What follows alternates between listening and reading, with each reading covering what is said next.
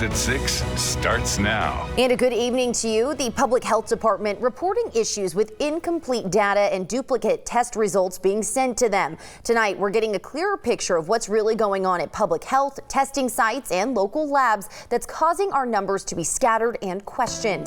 23 ABC's Tori Cooper sat down with the Director of Public Health, Matt Constantine, to get an explanation. She's joining us live tonight from Kern County Public Health with more on what he had to say about why reports are coming in incomplete to public health. Tori? Yeah, Jessica, before tonight, it was still very unclear where these incomplete COVID-19 test results were coming from. But tonight we do have that answer for our viewers, and we also are getting a better idea about what public health says they are doing to ensure that no one is accounted for more than once. We wanted to know where the incomplete COVID-19 reports were coming from, so we asked Director of Public Health Matt Constantine directly. Is it the lab or the testing facility or both? It can be both. It just depends. It's either the provider or the lab. After saying that the labs and testing sites are to blame for the incomplete reports they have received at Public Health, Constantine explained the two ways in which the test site and the labs are required to report cases to Public Health. They can do it electronically. And there's a couple ways electronically, or they can do it sending in faxes. But he says many of these reports that are getting submitted are coming back incomplete, and therefore staff must then go back and make sure that everything is obtained accurately. They're either missing full names or phone numbers. Sometimes they're missing date of births, which is the key kind of the unique factor we use.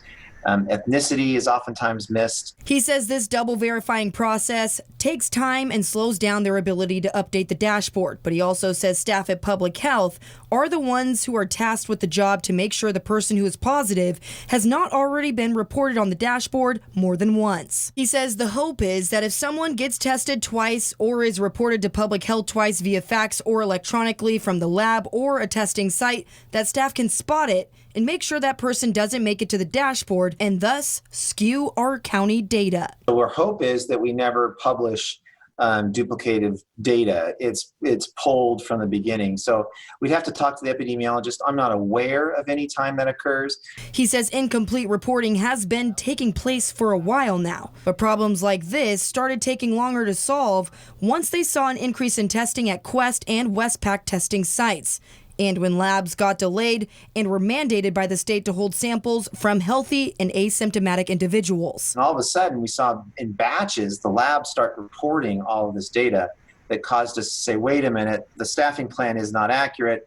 We had to redesign it. He says after they saw they weren't going to meet the new demand, he tripled staffing. And he also touched on why some days our numbers are significantly higher than others, explaining that it all depends on how fast each agency can move and get that information to Public Health.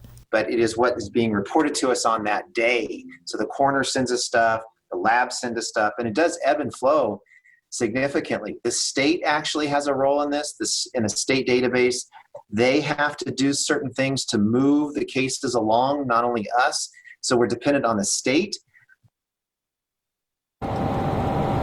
Now, Constantine says the database that our local public health department shares with the state was down again this morning, and therefore our local public staff, health officials were unable to implement our updated data so that they could therefore share the updated information on the COVID-19 cases with us that we usually send to all of your phones with our push alerts. We usually send that around 10 a.m. and you saw that was very different this morning. We were unable to share the update that we usually bring to you with the number of new cases as well as deaths right here in our community. Now, Constantine says this is because the state hadn't even done their part yet, and now we are all interlinked in this, and it is affecting our numbers. But what he also says is that he can't even properly staff this facility that you see here behind me because the daily caseload that they are getting is so unpredictable from these testing sites and the labs that they simply have to have everybody working around the clock to address this issue.